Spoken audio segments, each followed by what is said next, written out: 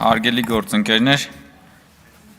ես նորից պիտի խոսեմ նախորդ նախագծից, մանավանդ որ պարոն Մինասյանը շարունակեց այդ հարցի քննարկումը, որպեսզի մենք մաքսիմալ լավ պատկերացնենք հեծի մասին Սամվել Կարապետյանի եւ ընդդիմության իրական պատկերացումները,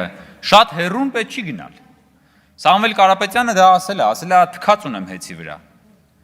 Եվ դա մի բան է, որը բացահայտման նույնիսկ կարիք չկա, մենք ամեն օր տեսնում ենք, որ Սամվել Կարապետյանը թքած ունի հեծի վրա, որովհետև ամեն օր հոսանք անջատումներով մենք դա տեսնում ենք, ամեն օր Հայաստանի ամենահեռավոր գյուղից մինչև Երևանի կենտրոն հոսանքի տատանումներից, հոսանքի անջատումներից, մարդկանց կրած ֆինանսական, նյութատեխնիկական, ահռելի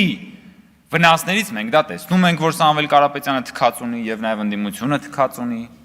Որևէ բան այստեղ զարմանալի չէ, դա է այն հայեցակարգային պատկերացումը, որը որ իրենք ունեցել են հեծի մասին։ Հիմա պարոն Մինասյանն եկել է, ասում է դուք ուզում եք հեծը վերցնեք, որ ԿՊԱ-ականները այնտեղ գնան ընդունվեն աշխատանքի։ Պարոն Մինասյան, դրանով դուք մատնում եք ձեր իրական մտադրությունները, որովհետև դա հենց ձեր համար այդպիսի մի տեղ է հեծը, որտեղ կարելի է ձեր ներկայացուցիչներին տեղավորել աշխատանքի, որտեղ կարելի է մարդկանց ստիպելով փորձել լցնել ձեր սակավաթիվ երթերն ու ցույցերը, որի մասին որ բազմաթիվ անգամ այո, որտեղ որ այդ բանի հեղաշրջման պլանի մեջ նաև այնտեղ կար Սամվել Կարապետյան դիմացնել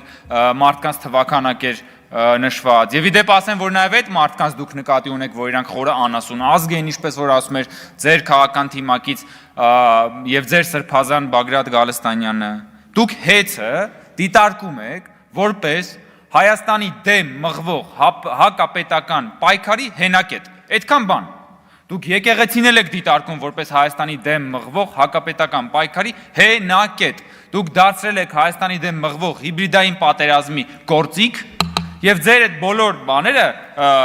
պետականամետ, ազգայնամետ դատողությունները ընդամենը այդ սքեմի տակ թաքնված բաներ են, հասկացություններ են, իրականությունը բոլորը գիտեն եւ Հայաստանի Հանրապետությունում այո, հեծը պիտի վերադարձվի պետությանը եւ իր կառավարման փոփոխությունները պետք է բերեն Հայաստանի Հանրապետության քաղաքացիների եւ բաժանորդների կյանքի որակի բարելավմանը։ Շնորհակալություն։